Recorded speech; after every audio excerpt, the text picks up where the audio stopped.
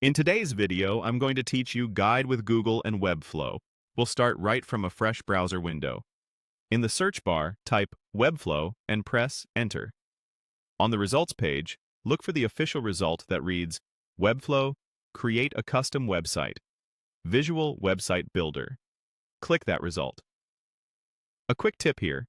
Make sure the link points to the official Webflow domain so you know you're in the right place and keeping your account secure. Once you're on Webflow, head to your dashboard. This is where your projects live. If you're prompted to continue to your workspace or select a project, follow the on-screen prompts. Locate the project you're working on, then click View Site. This opens a live or previewed version of the website so you can see changes as visitors would. If you don't immediately see a View Site button, check the project card or the project's menu.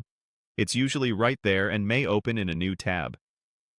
With your site loaded, look for the highlighted element on the page. This highlight is there to guide your attention. Think of it as a visual cue pointing to the exact place to interact.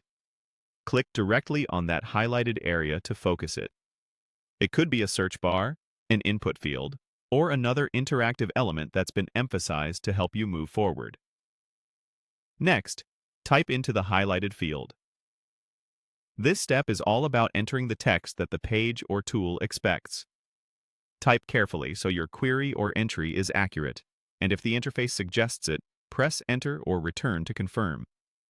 If autocomplete or suggestions appear, give them a moment to load. These can speed you up and reduce errors. If nothing happens right away, don't worry. Some pages update results as you type, while others need a quick confirmation with a key press. Finally, when you see the option labeled Lottie Files for Webflow, click it. This selection typically points you to a resource, integration, or page that helps you bring lightweight, high-quality Lottie animations into your Webflow projects. Choosing it will open details or installation guidance so you can enrich your site without heavy files or complex code. If a confirmation or additional panel opens, follow the prompts shown there and note any requirements the tool mentions so everything connects smoothly. That's it. You searched for Webflow, opened the official site, viewed your project, focused the highlighted area, typed into it, and selected Lottie Files for Webflow.